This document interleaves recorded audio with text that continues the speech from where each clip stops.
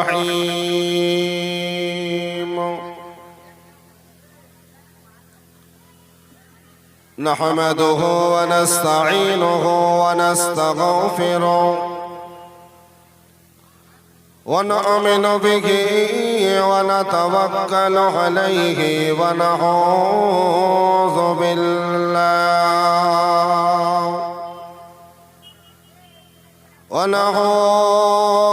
بالله من شرور أنفسنا ومن سيئات أعمالنا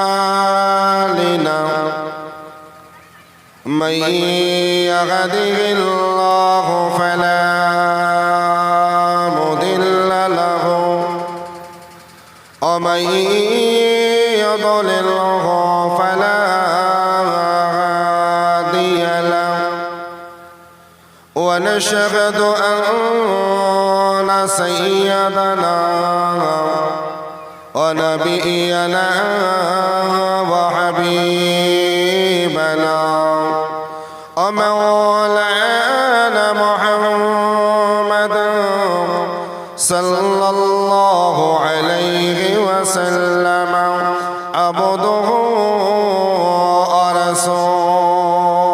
ورسوله إن الله وملائكته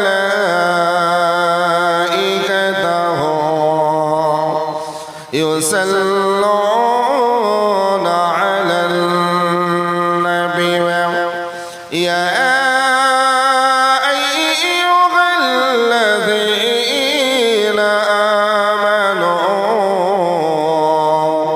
صلوا عليه وسلموا تسليما اللهم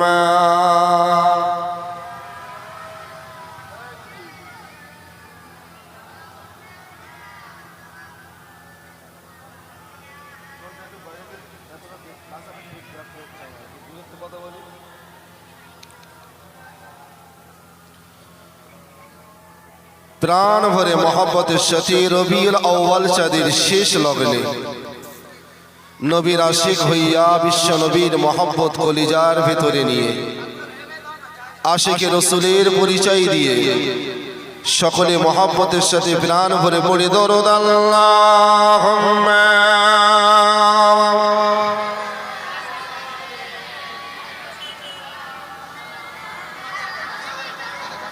وعلى آل سيدنا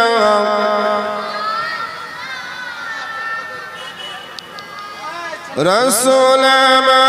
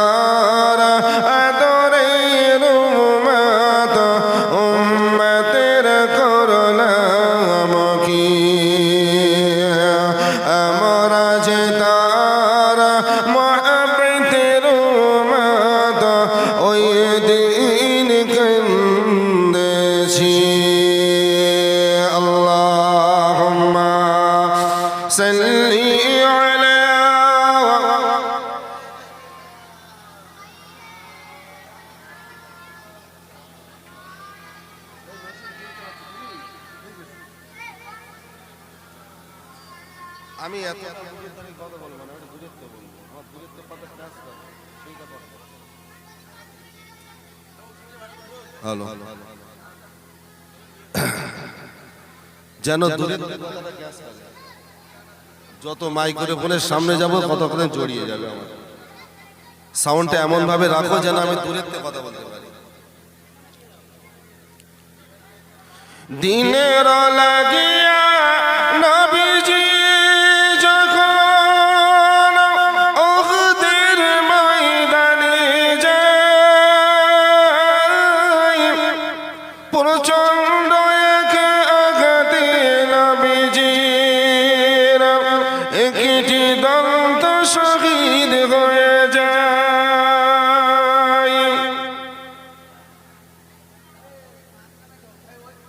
দুরূদ শরীফে দরুদ আল্লাহুম্মা সাল্লি আলা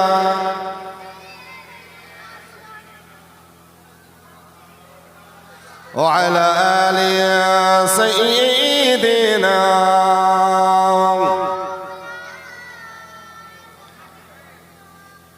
বাবাজি, একটা কথা আপনাদের জিজ্ঞাসা করছি, যদি আপনাদের শুনতে বুঝতে যদি সাউন্ডের মাধ্যমে অসুবিধা হয়, ওটা একটু বলতে হবে আপনাদের। কথা বোঝা গেছে? কেননা অনেক সময় সাউন্ডের কারণে হুজুর যে কি বলে কেউ বুঝতে পারে না। এখন আপনারা কথা বুঝতে পারছেন পরিষ্কার? জি, আমি ওইটাই বলছি, যেন সুস্পষ্ট বুঝতে পারেন সেটা যেন বলেন, তালে তাল দেবেন না। নাইলে হবে কি যে সকালে হলেই বলবে হুজুর যে কি বলে গেল কিছুই তো বুঝতে পারে।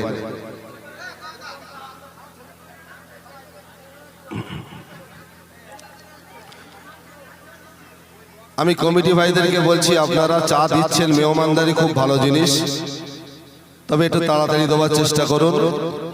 কেন ওয়াজ শুরু করলে আর এই চায় দেওয়ার একটা যে ভিড়, এটা আপনার খুব তাড়াতাড়ি সেরে ফেলেন, খুব তাড়াতাড়ি সেরে ফেলেন। কেননা গালে চা নিয়ে আমি কি দরুদ পড়াবো, কি কলেমা পড়াবো, সেটাই তো বোঝা যাচ্ছে না। খুব চটজলদি আপনারা চাটা নিয়ে নেন।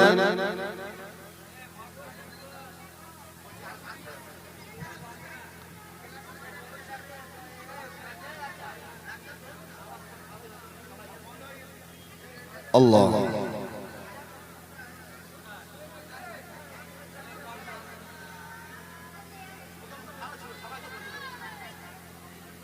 যাদের আমাদের চা খাওয়া হয়ে গেছে সকলেই আমরা নবীর আশিকে রসুলের পরিচয় দিয়ে সকলে পড়ি ইয়া রাসূলুল্লাহ ইয়া হাবিবাল্লাহ ইয়া রাসূলুল্লাহ ইয়া হাবিবাল্লাহ ইয়া রাসূলুল্লাহ ইয়া হাবিবাল্লাহ ইয়া রাসূলুল্লাহ। আমার মোতেরা নিদেন কালে আসিয়া নবী গায় আমার শিহরে দেখিব আপনাকে নয়ন ভরে। ইয়া রাসূলুল্লাহ ইয়া হাবিবাল্লাহ ইয়া রাসূলুল্লাহ ইয়া হাবিবাল্লাহ। মন করলে কি আসিয়া সওয়াল করবেন বসাইয়া, দিবেন গোপন দয়ার নবী উঠাইয়া, সালাম জানাব কদম সইয়া। ইয়া রাসূলুল্লাহ ইয়া হাবিবাল্লাহ ইয়া রাসূলুল্লাহ। দুরূদ শরীফ আল্লাহুম্মা সাল্লি আলা ওয়া আলা আলি সাইয়্যিদিনা। প্রাণ ভরে মহব্বতের সাথে বলি লা ইলাহা ইল্লাল্লাহ লা ইলাহা লা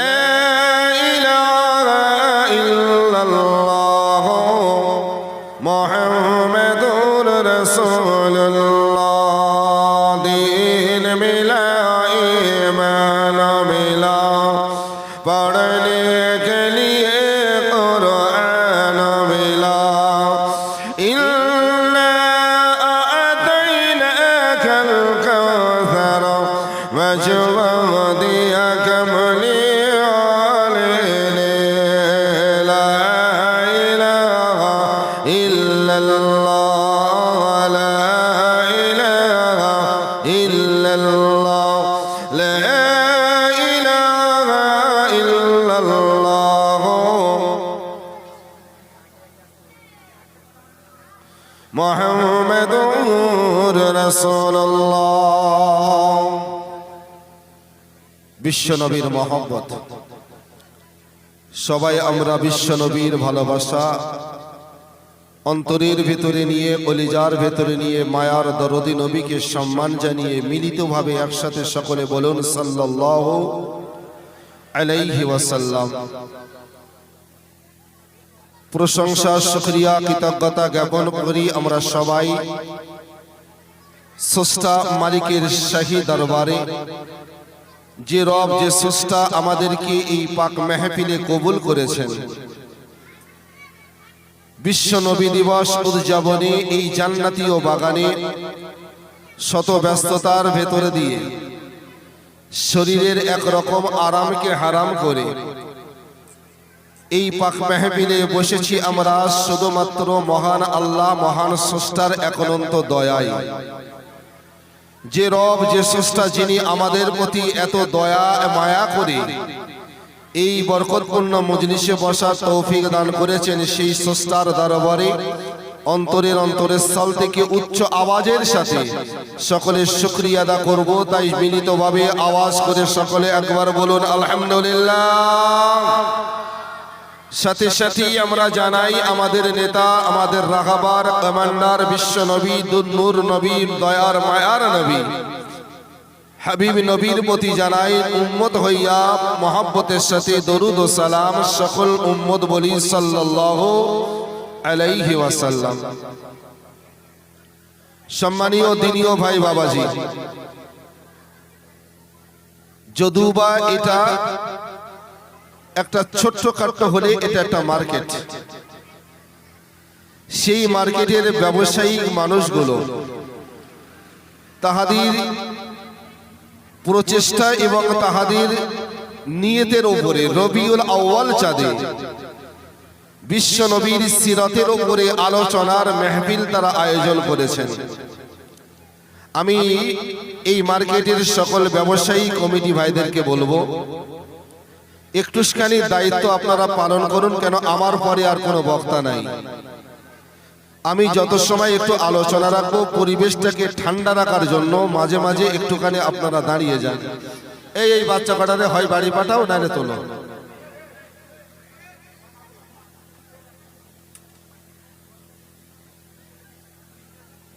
তোমরা বাবা চা খাবো না, মুখ বুঝিয়ে খাও। কথা বলো কেন তোমরা? একদম কথা বলো না। দেখো তোমরা কথা বন্ধ করেছো, একদম পুরো সাইলেন্ট হয়ে গেছে। অ্যাকচুয়ালি শুধু তোমাদের কথাটাই শোনা যাচ্ছিল।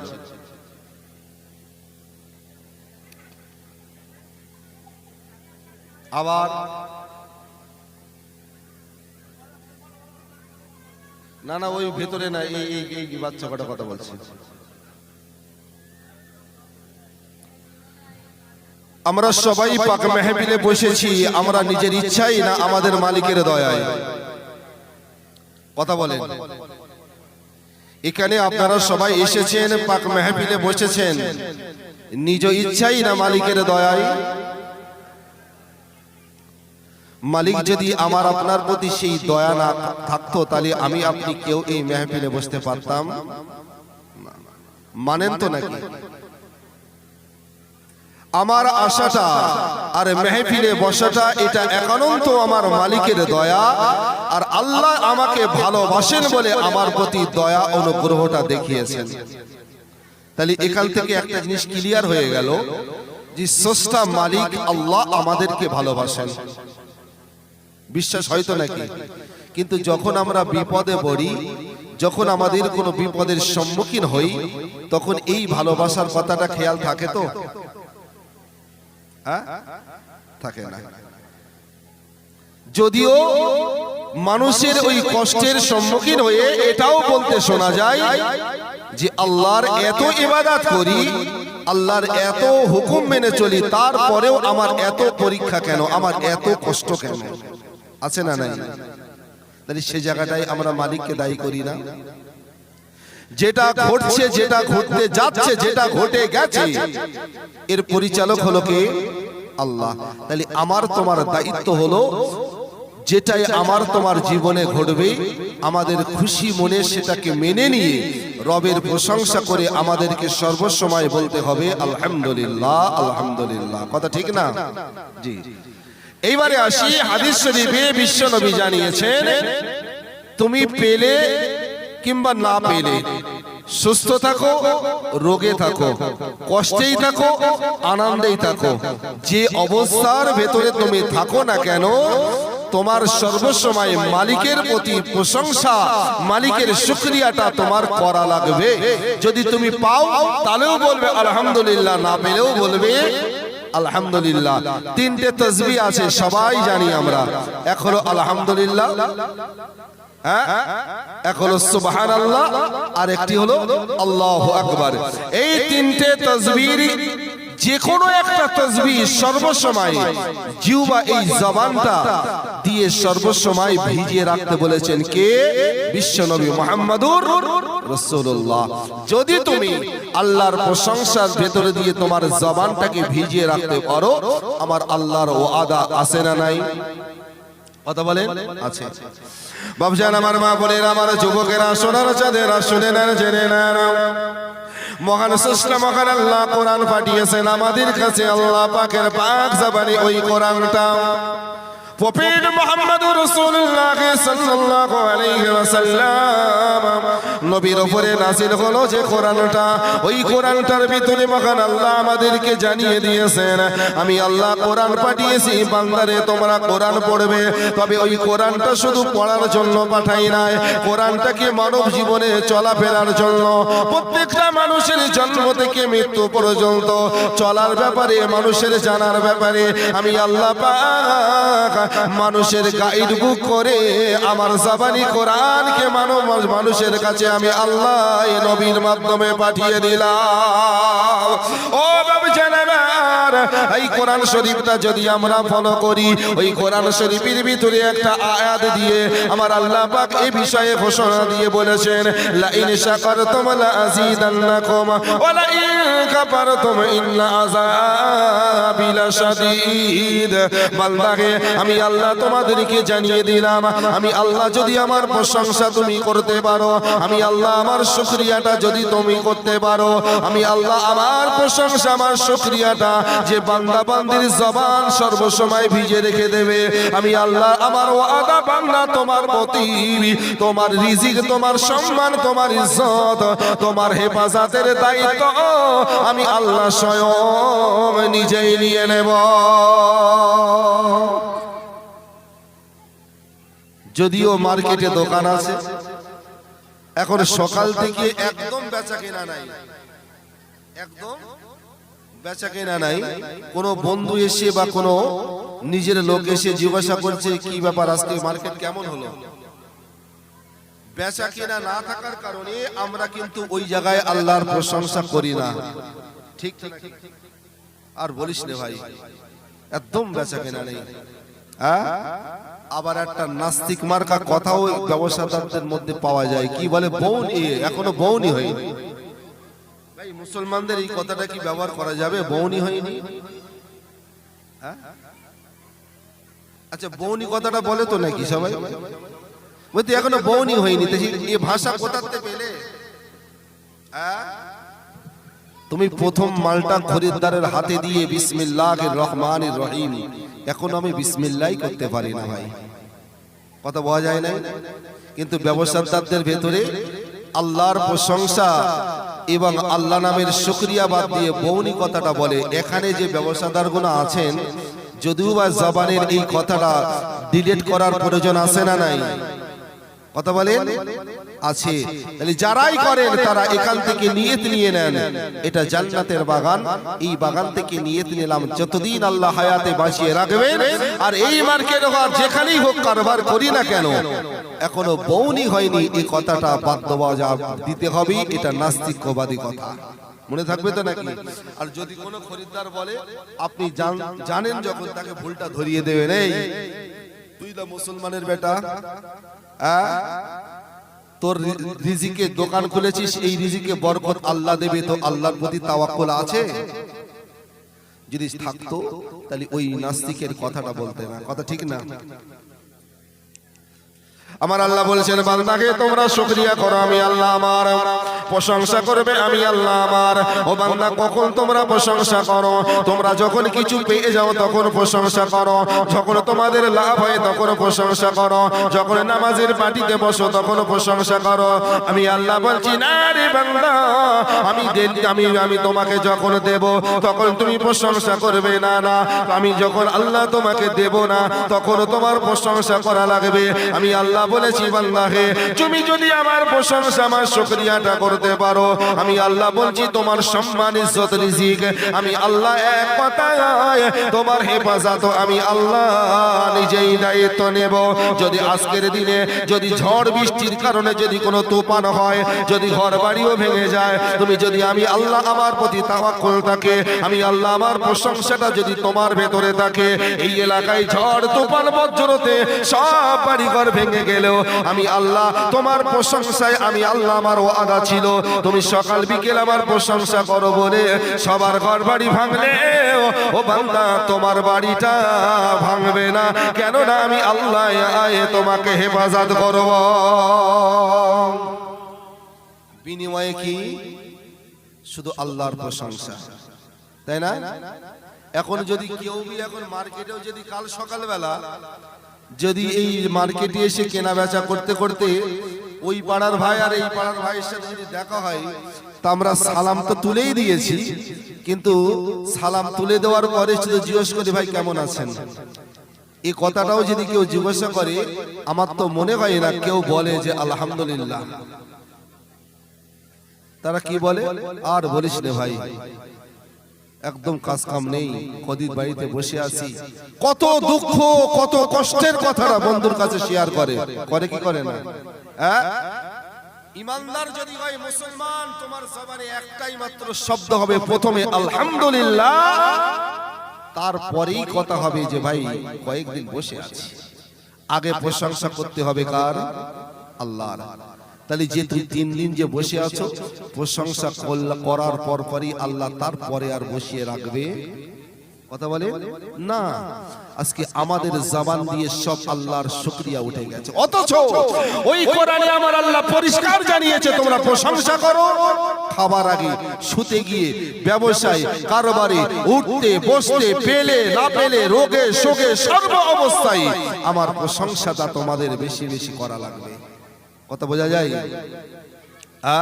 আল্লাহর একজন পয়গম্বর নাম হলো নূহ আলাইহিস সালাম, যে নবী আল্লাহর কাছে দোয়া চেয়েছিলেন, আল্লাহ আমি তোমার পয়গম্বর নূহ 950 বছর ধরে কওমের মানুষদেরকে কলেমার দাওয়াত দিয়ে গেছি, আল্লাহ এর ভেতর দিয়ে 40 জোড়া মানুষ শুধু কলেমা পড়ে আমি হেদায়েত হয়েছে, আল্লাহ বাকিরা তো হেদায়েত হয় না, বরঞ্চ আমি নবী আমার উপরে হাজার জুলুম করে, যারা ঈমান এনেছে তাদের উপরে প্রহার করে, আল্লাহ এই কওম থেকে মানুষদেরকে বিচার তুমি করো, আল্লাহ এদের অচিরেই ধ্বংস করে দাও। দোয়াটা কে চেয়েছেন? নবী নূহ। কার কাছে চেয়েছেন? আল্লাহর কাছে। নবীদের পাওয়ারের ওই দোয়াটা আল্লাহর দরবারে কবুল হয়ে গেল। আমার আল্লাহ জানিয়ে দিলেন, পয়গম্বর নূহ আমি আল্লাহ দোয়া কবুল করে নিলাম, আমি আল্লাহ খুব তাড়াতাড়ি খুব শীঘ্রই আমি গজব পাতিত করব। অর্থাৎ বেঈমানের বাচ্চা যারাই আছে তাদেরকে তুমি কলেমার দাওয়াত দিয়ে গেলে, অথচ তারা কলেমা তো পড়ে নাই, আবার হাজার জুলুম অত্যাচার করেছে, তার কারণে আমি আল্লাহ ওদেরকে সাজা দেব, তবে সেই সাজা হবে গজবের মাধ্যম দিয়ে আমি আল্লাহ ধ্বংস করে দেব। নূহ নবীর দোয়া কবুল আল্লাহ জানিয়ে দিলেন। তবে আমার আল্লাহ বলেন, নূহ আমি আল্লাহ গজব পাতিত করবই, তবে কবে এই দিন তারিখটা এখনো বলবো না, তবে তুমি তৈরি হও, ওই গজব থেকে বাঁচার জন্য তুমি একটা নৌকা বানিয়ে ফেলো,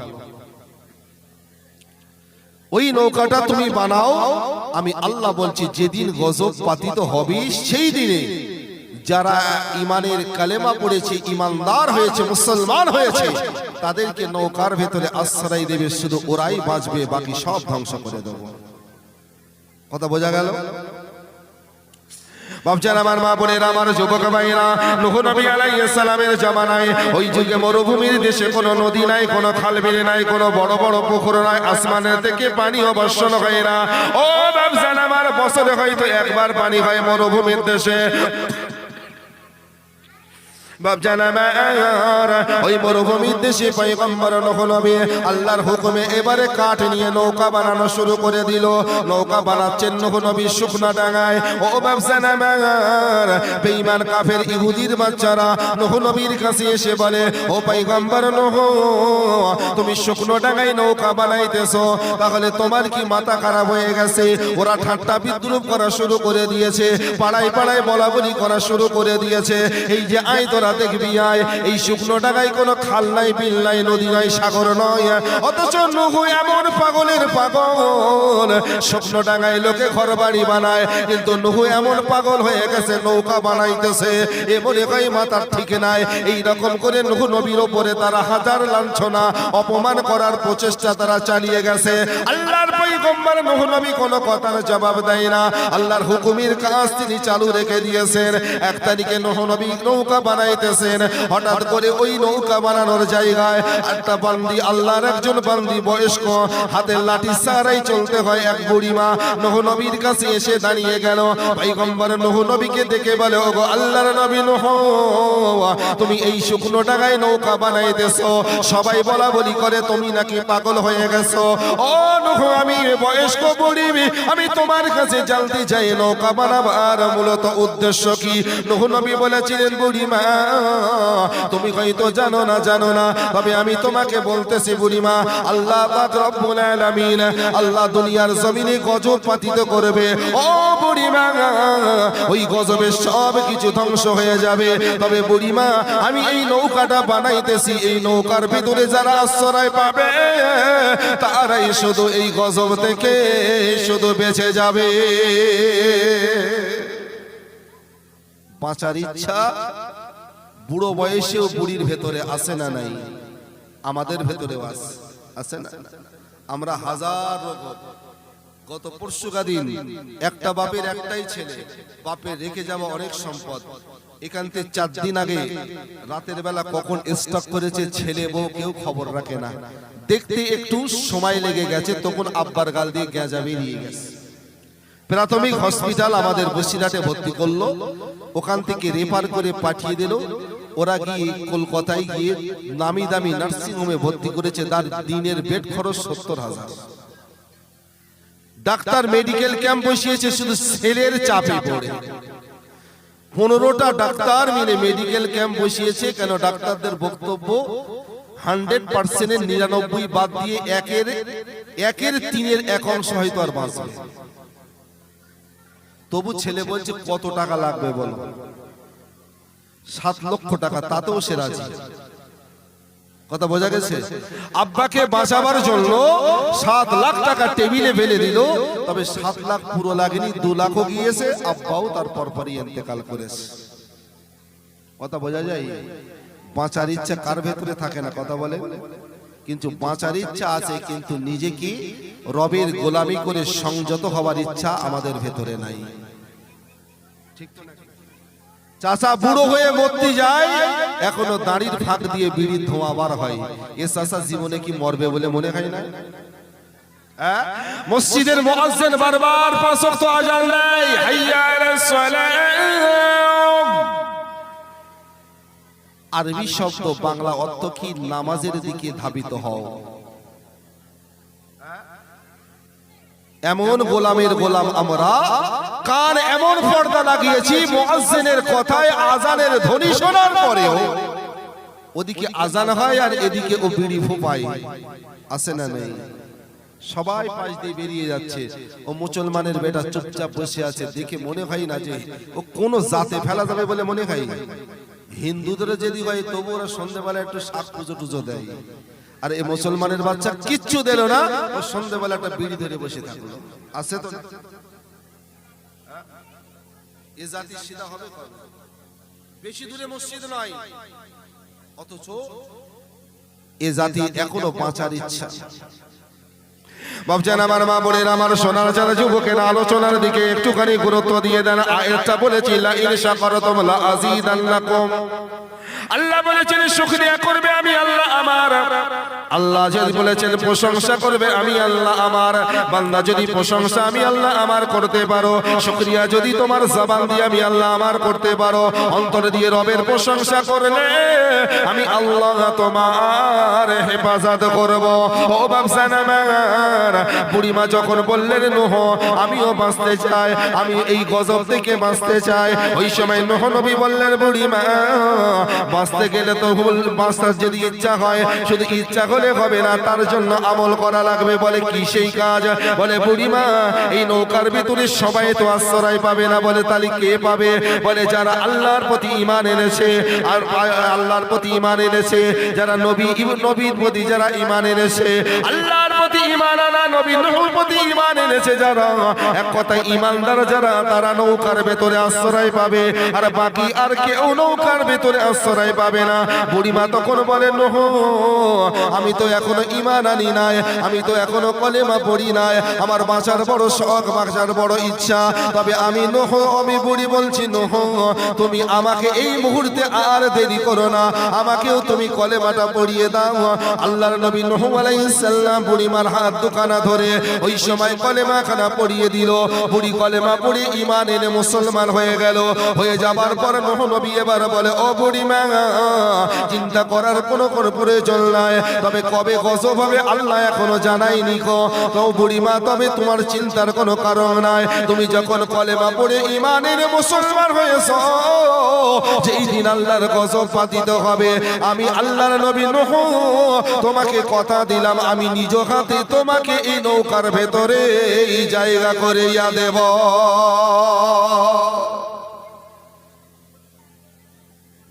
বুড়িমাকে কথা দিয়ে আশ্বাস দিলেন। কথা বোঝা গেল? তাহলে বুড়ির তো একটু খুশি হওয়া উচিত তো নাকি? হ্যাঁ, যেখানে গজব হয়ে সব ধ্বংস হয়ে যাবে সেখানে আমি বুড়ি বাঁচবো, নূহ আমাকে কথা দিয়েছে, বুড়ির তো একটু খুশি হওয়া উচিত তো নাকি? হ্যাঁ, যেখানে বাঁচা আর মরার একটা বিষয়। বুড়ি খুশি হয়ে নূহ নবীর কি দোয়া দিয়েছিলেন, না মাথায় হাত বুলিয়ে দিয়েছিলেন, না নেমন্তন্ন করেছিলেন যে নূহ তুমি আল্লাহর নবী, তাহলে তুমি আমাকে যখন এত একটা উপকার করলে, তাহলে আগামী দুদিন কি আগামীকাল আমার বাড়িতে তোমার দাওয়াত। হ্যাঁ, এগুলোর কিচ্ছু করে নাই। বুড়ি ওখানে অন্তর দিয়ে উচ্চ আওয়াজ দিয়ে পয়গম্বর নূহ নবীকে সাক্ষ্য রেখে একটাই শব্দ ব্যবহার করেছিলেন আলহামদুলিল্লাহ। সুবহানাল্লাহ বলবেন না? এখন নূহ নবী তো নৌকায় তুলে জায়গা করে দেবেন প্রতিশ্রুতি দিয়েছেন, তাহলে প্রশংসা এখানে নূহ নবী পাবে না আল্লাহ পাবে? আমাদের হলে কি করতাম বলে? আমি তো এই গ্রামের বাইরের একজন বক্তা, এখন সাপোজ ধরে নেন আমার এই বাবাজি আমার সামনে বসে আছে, এখন সবাই জলসা শুনছে আমার দিক থেকে, কিন্তু ভাইয়ের যেন একটা চেহারার মধ্যে চিন্তার ভাস আমি দেখতে পাচ্ছি। আমি কিন্তু দেখতে পাচ্ছি বলে আমি স্টেজ থেকে সাপোজ আমি নেমে ওনাকে ডাকলাম, ভাই কি ব্যাপার? সবাই জলসা শুনছি, সবার চেহারা দেখে একরকম বুঝতে পারছি, কিন্তু আপনার চেহারা দেখে যেন একটা চিন্তার ভাস যেন বুঝতে পারছি, কি হয়েছে কি? বলছে হুজুর কি আর হবে, জলসা শুনতে এসেছি, তবে একটাই টেনশন, আগামী কাল বাদ পরশু মেয়ের বিয়ে। ছেলের পক্ষ কোনো কিছু দাবি করেনি, শুধু বলেছে 100 লোক আসবে, এদেরকে একটু ভালো করে মেহমানদারি করবে।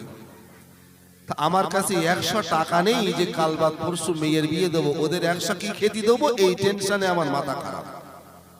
জলসা আমি শুনছি, ভাই কন্যাদায়গ্রস্ত বাপ আমার সাথে ধরো বলল, আমি তখন ওনার গায়ে হাত বুলিয়ে বললাম একদম টেনশন করবেন, আপনি তো কন্যাদায়ী পিতা তাই না?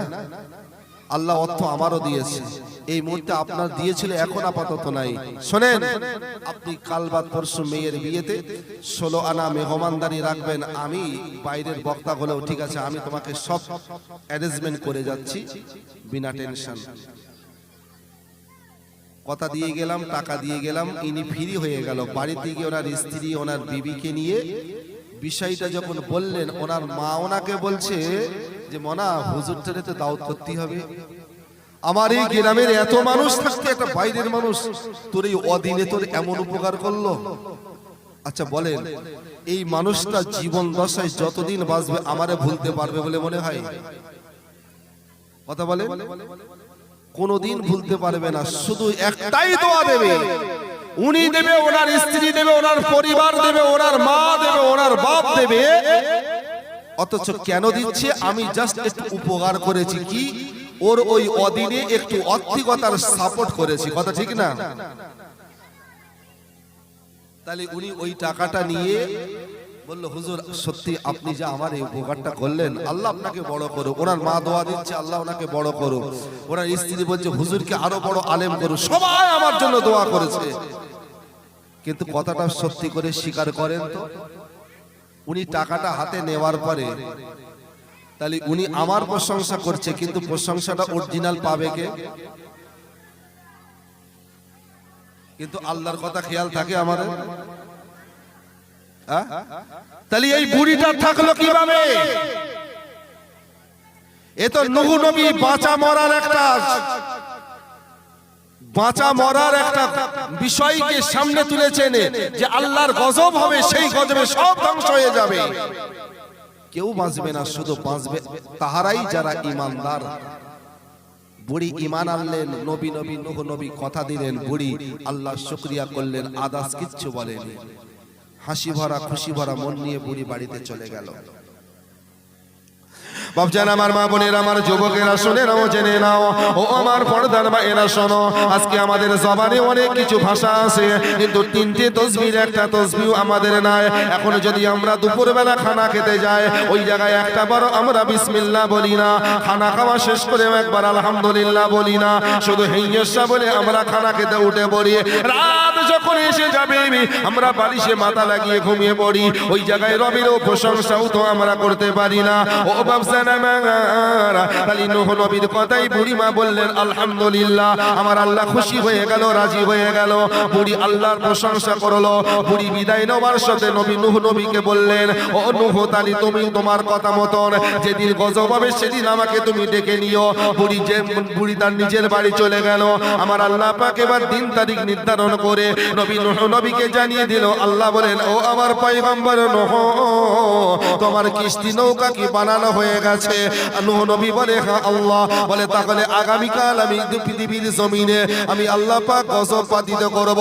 ও বাপজান আমার, দিন তারিখ জানিয়ে দিল আমার আল্লাহ, আর সেই তারিখ মোতাবেক গজব পাতিত হয়ে গেল। তবে নূহ নবীর জামানায় যে প্লাবনটা হয়েছিল, যে গজবটা হয়েছিল, ওই প্লাবনের এরিয়া কিন্তু শুধু সোনার মদিনা আর মক্কা নয়, মিশর নয়। আমার আল্লাহ ওই গজবটা গোটা দুনিয়াময় জুড়ে গজব হয়েছিল। সেই দিন এই বনমালী ধোপাঘাটা এই জায়গাটাও কিন্তু নূহ নবীর জামানায় গজবের ভেতরে পাতিত ছিল। ও বাপজান আমার, টানা 40 দিন ধরে নূহ নবীর জামানায় আল্লাহর গজব হলো। এমন ভাবে গজবটা এসেছিল, বিরাট ধমকা হাওয়া, সেই সাথে সাথে আসমানের বৃষ্টি জমিনের উপরে পড়ে পড়ে ওই জমিনটার পানিটা এতটাই উঁচু হয়ে গিয়েছিল, একটা বড় নারিকেল গাছ, বড় তাল গাছ যতটা উঁচু, নূহ নবীর জামানায় জমিনের ওই পানিগুলো তাল গাছ সমান উঁচু হয়ে জমিনে আছড়ে পড়ে। আর ওই আছড়ে পড়ে ঘর বাড়ি গাছ গাছালি পশু পাখি দুনিয়ায় যা কিছু ছিল সবগুলো ধ্বংস হয়েছিল। একটা কথা মনে করে নেবেন, নূহ নবীর জামানায় শুধু ঘর বাড়ি মানুষ গরু পাখি ধ্বংস হয়েছিল তাই নয়, এমনকি হাজী সাহেব হজ করতে গেলে যে কাবা শরীফটাকে তওয়াফ করতে হয়, কালো গেলাবে ঢাকা কাবা শরীফ, ওই ঘরটাও কিন্তু নূহ নবীর জামানায় ওই প্লাবনে দেয়ালগুলো পর্যন্ত ভেঙে গিয়েছিল। এতে করে অনুমান করুন যে আল্লাহ গজব দিল, ওই আল্লাহর গজবে আল্লাহর কাবা বাইতুল্লাহ পর্যন্ত থেমেছিল না, সেই দেয়ালগুলো পর্যন্ত ভেঙে গিয়েছিল। শুধুমাত্র নূহ নবীর জামানায় ওই কিস্তির ভেতরে 40 জোড়া মুসলমান যারা ঈমানের কলেমা পড়েছিল, নূহ নবী আর 40 জোড়া মুসলমান, শুধু তারা এই দুনিয়ার জমিনে শুধু বেঁচে ছিলে। টানা 40 দিন। ও আজ শুধু শোনা নয়, নিজে নিজে ভাবুন, যে আল্লাহ গজব দিচ্ছেন সেই আল্লাহর ঘর কাবা বাইতুল্লাহ, তার দেয়ালটা পর্যন্ত ভেঙে গিয়ে শুধু কাবা শরীফের যে বডি ফিক্সার যে এরিয়াটা ওইটা ছিল, পুনর্নির্মাণ আবার হলো। জাতির পিতা ইব্রাহিম আলাইহিস সালাম আসার পরে ওই কাবা শরীফ আবার পুনর্নির্মাণ হলো। কথা বোঝা গেছে? কিন্তু ওর যে ভিতটা ছিল, বাকি দেয়াল ভেঙে গিয়েছিল। এবার অনুমান করতে হবে যে না জানি কত বড় গজব ছিল। 40টা দিন ধরে টানা বৃষ্টি, টানা ঝড়, তুফান, বজ্রপাত।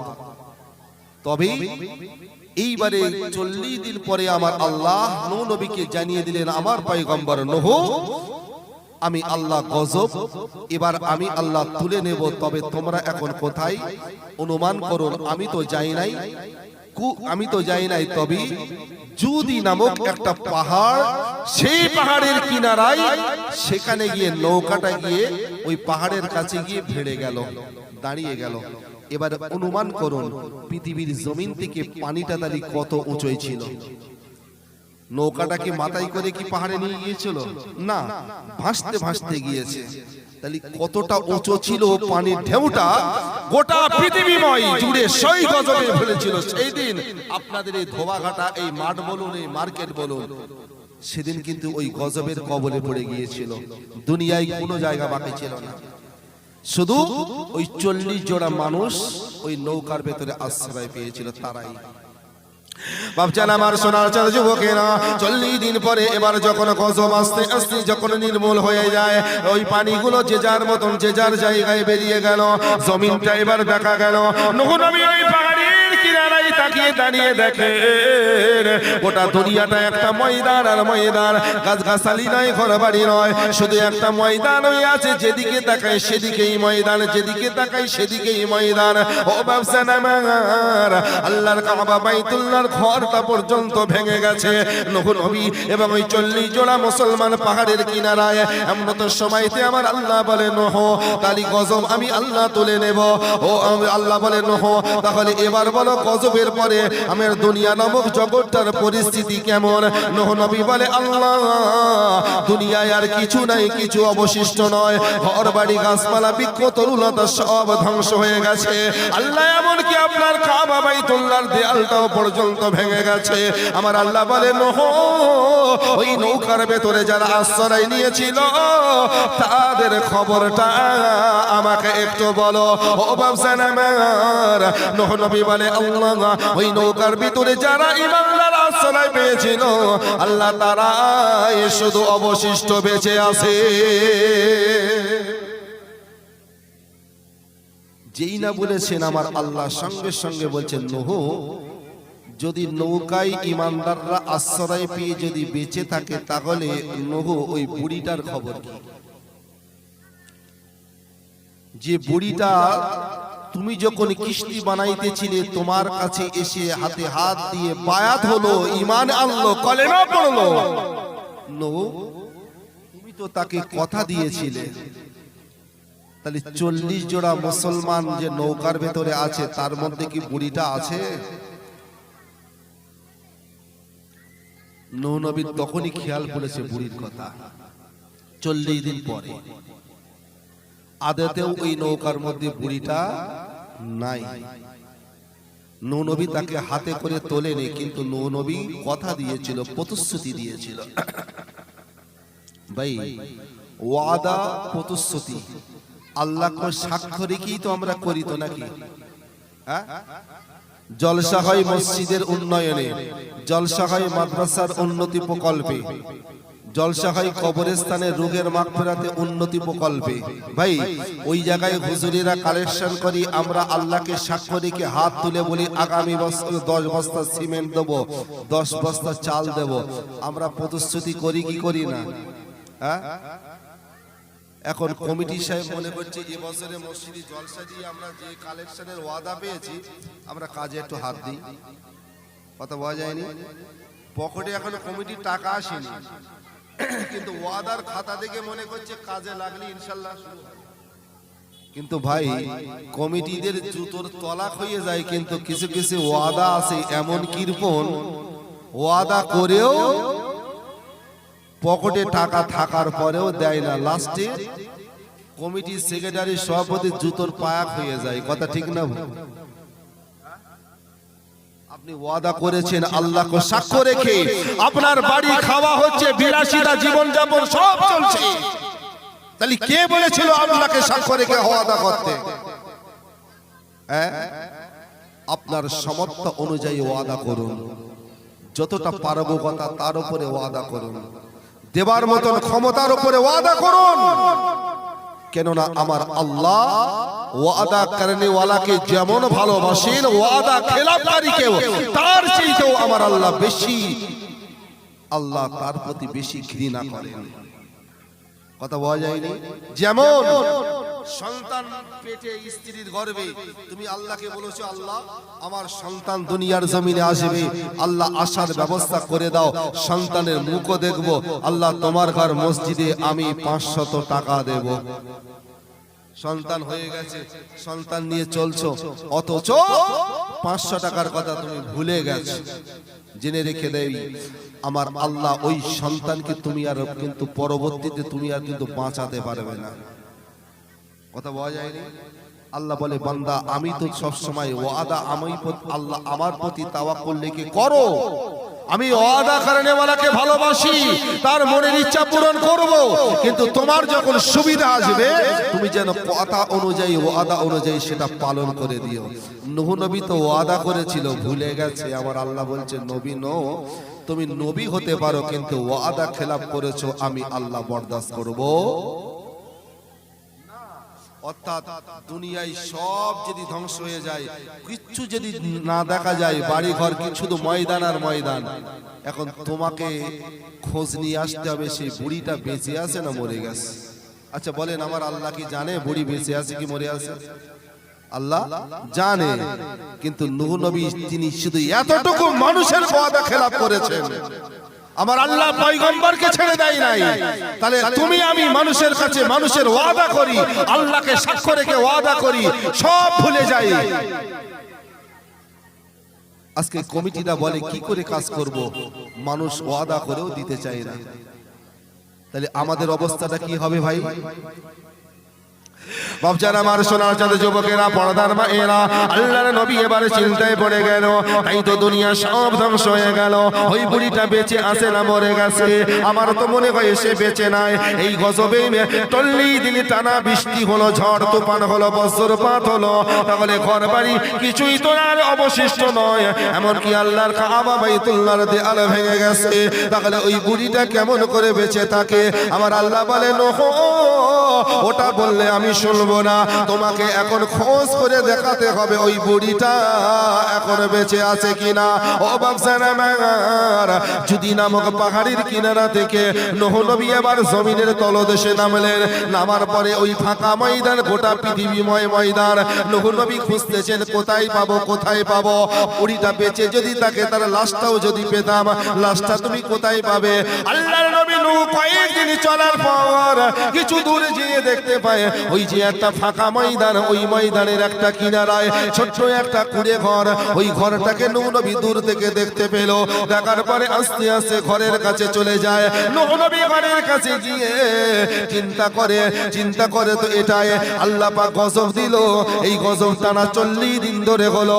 বড় বড় গাছগাছালি বালা বিল্ডিং কিছুই অবশিষ্ট থাকলো না, মানুষ পর্যন্ত পশু পাখি সব মরে পচে গেছে। অথচ ওই বাড়িটা মাটির বাড়ি নয়, ওই বাড়িটা কুড়ে ঘর, একটা তাল পাতার ঘর। তাহলে ওই ঘরটা কেন এখনো দাঁড়িয়ে আছে? আল্লাহর কাবা বাইতুল্লাহ যদি ভেঙে যায় তাহলে ওই তালপাতার কুড়ে ঘরটা কি করে দাঁড়িয়ে থাকে? এই জায়গায় কি গজব হয় না? নূহ নবী এই কথা চিন্তা করতে করতে ওই ঘরের কাছে গেল। মনের আবেগ নিয়ে নূহ নবী এবার একটা আওয়াজ দিতে শুরু করলেন। ওই আওয়াজটা কোনো কিছু ছিল না। নূহ নবীর বিশ্বাস মনে হয় এই ঘরটাই মনে হয় বুড়িমার ঘর।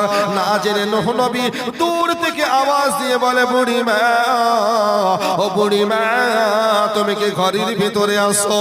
এই না আওয়াজ নূহ নবী যখনই দিল, দেখা গেল ওই তালপাতার ছোট্ট কুড়ে ঘরের ভেতর থেকে ওই বুড়িমা একটা তোলপা গুটিয়ে বগল দাবার ভেতর দিয়ে নূহ নবীর সামনে সশরীরে দাঁড়িয়ে গেছে। আশ্চর্যের বিষয় না? ছোট্ট একটা খুঁটির উপরে দাঁড়িয়ে থাকা তালপাতার ঘর, সেই 40 দিনের গজবে সব ধ্বংস হলো, অথচ ঘরটা ধ্বংস হয় না। বুড়ি বেরিয়েই নূহ নবীকে বলছে, কারণ নূহ নবী বুড়িমাকে সশরীরে দেখে হতভম্ব হয়ে চুপচাপ দাঁড়িয়ে আছে, কথা বলা বন্ধ। বুড়িটা এখনো বলছে, ও নবী নূহ, কি ব্যাপার? তুমি আমার ডাকলে তা চুপচাপ হতভম্ব হয়ে গেলে কেন? চলো। 2-3 বার বলার পরে পয়গম্বর নূহ নবী বলছেন, বুড়িমা কোথায়? বলে, কেন, তুমি কি সব ভুলে গেছো? ও বাবা নূহ, তুমি না আমার হাতে হাত দিয়ে কথা দিয়েছিলে? তুমি বলেছিলে আল্লাহ গজব পাতিত করবি, যেদিন গজব হবে সেই দিন আমাকে তুমি ডেকে নিজ হাতে নৌকায় জায়গা করে দেবে। সেই দিন থেকে আমি বাড়ি এসে পর্যন্ত আমার এই তোলপাটা গুটিয়ে আমি পোটলা বেঁধে শুধু দরজার মুখে কান পেতে দাঁড়িয়ে আছি, না জানি কখন তুমি ডাকো আর আমি কখন কি করি। সেই থেকে তো বসেই আছি, এই তো প্রথম তুমি আমাকে ডাকলে। তাহলে তোমার সাথে আমার কথা ছিল তুমি ওই দিন ডাকবে যেদিন গজব হবে সেই দিন। তা তুমি দেরি করছো কেন? যদি এক্ষুন গজব হয়ে যায় তো নৌকার ভিতরে যেতে হবে, চলো। আল্লাহু আকবার। নূহ নবী আল্লাহর প্রশংসা করে বলছেন, আল্লাহু আকবার। আল্লাহ, তোমার লীলা বোঝা তোমার পয়গম্বর নূহের পক্ষেও যেন সম্ভব হলো না। আল্লাহ আল্লাহ ইন্নামা আরাদা শাইয়ান আইয়াকুলা লাহু কুন ফায়াকুন। আল্লাহ তুমি হলে কুন ফায়াকুনের মালিক, তুমি হতে বললেই সেটা হয়ে যায়।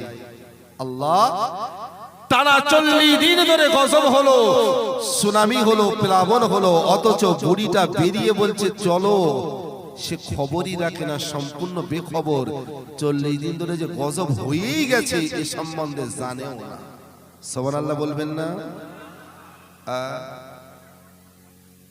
নূহ নবী ওই সময় বুড়িমার হাতখানা ধরে বলে, বুড়িমা, তুমি যেতে বলছো, কোথায় যাব? বলে, কেন না আল্লাহর গজব হবে? বলে, সে তো হয়েই গেছে।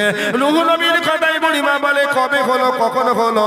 আল্লাহ নবী নূহ বলে, ও বুড়িমা, এখান থেকে 40 দিন আগে সেই গজব দুনিয়াময় জুড়ে পাতিত হয়েছে।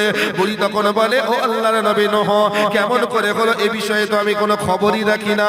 তোমার কাছ থেকে আমি ওয়াদা নিয়ে বাড়িতে আসার পরে আমি সেই দিন থেকে শুধু ওই গজবের অপেক্ষায় ছিলাম।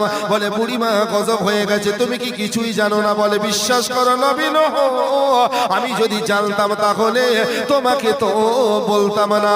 আল্লাহর নবী এবারে জমিনে সিজদা লাগাইয়া আল্লাহর কাছে কান্না করে আর বলে, রব্বুল আলামিন, আল্লাহ গো, তোমার এই বান্দির ভিতরে কি এমন আমল আছে আল্লাহ, তোমার নবী হবার পরেও আমি যেটা বুঝলাম না।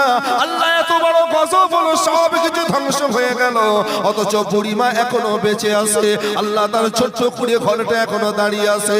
আল্লাহ, কি এমন আমল আছে, কি এমন আমলের পাওয়ার আছে আল্লাহ, যেখানে তোমার কাবা বাইতুল্লাহর দেয়াল ভেঙে গেল, সেখানে বুড়িমার ঘরটা এখনো জমিনের উপরে খাড়া উড়ে দাঁড়িয়ে আছে।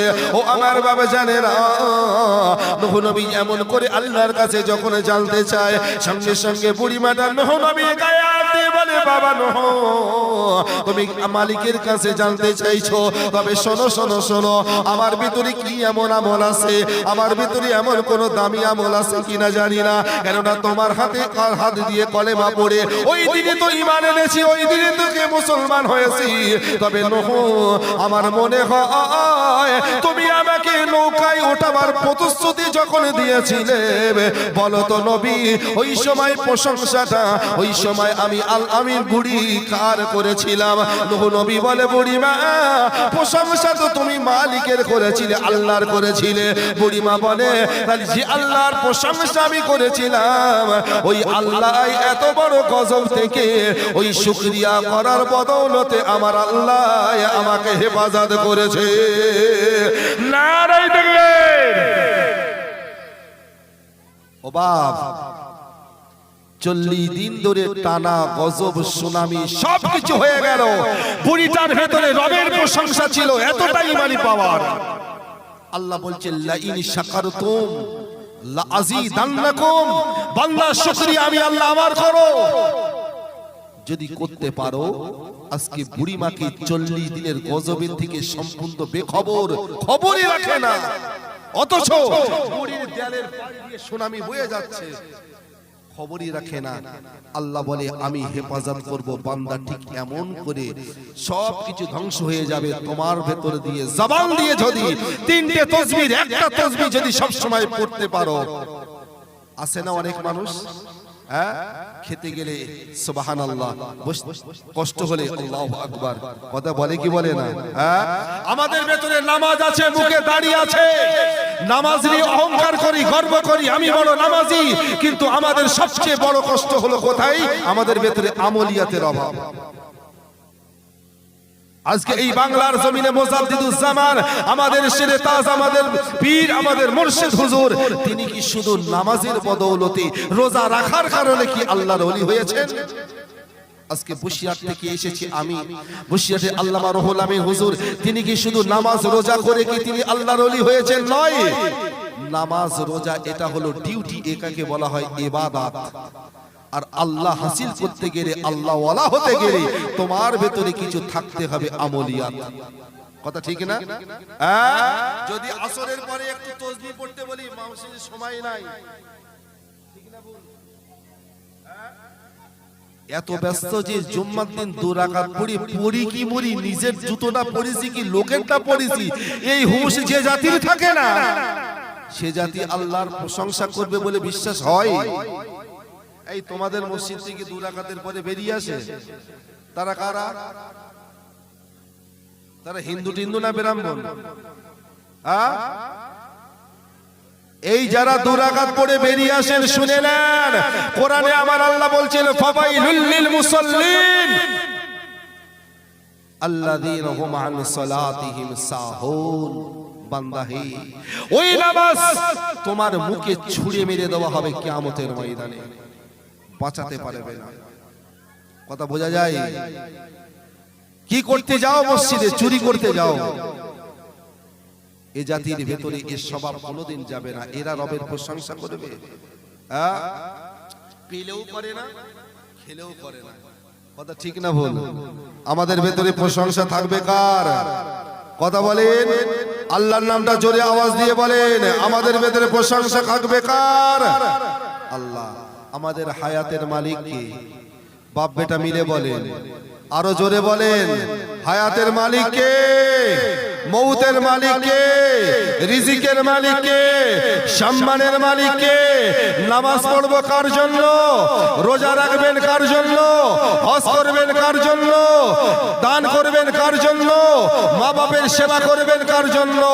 জীবনে যেটাই করবেন খুশি করবেন শুধুমাত্র কার? তরিকা হবে কার? কথা বলেন, ইবাদত করব আল্লাহর, নিয়ম তরিকা হবে মুহাম্মাদুর, আমাদের নেতা বিশ্ব নবীর। কথা ঠিক না? নবীর তরিকা বিহীন নামাজ পড়তে হবে? কথা বলে না। জীবনের সবকিছু হবে মালিকের জন্য, আমার আল্লাহর জন্য। আজকের এই জলসা ব্যবসা কমিটিরা দিয়েছে, কিন্তু খুশি করতে হবে কার? কথা বলে, তাহলে নামাজ পড়তে যাই আমরা কার জন্য? আল্লাহর জন্য, রোজা রাখি আল্লাহর জন্য।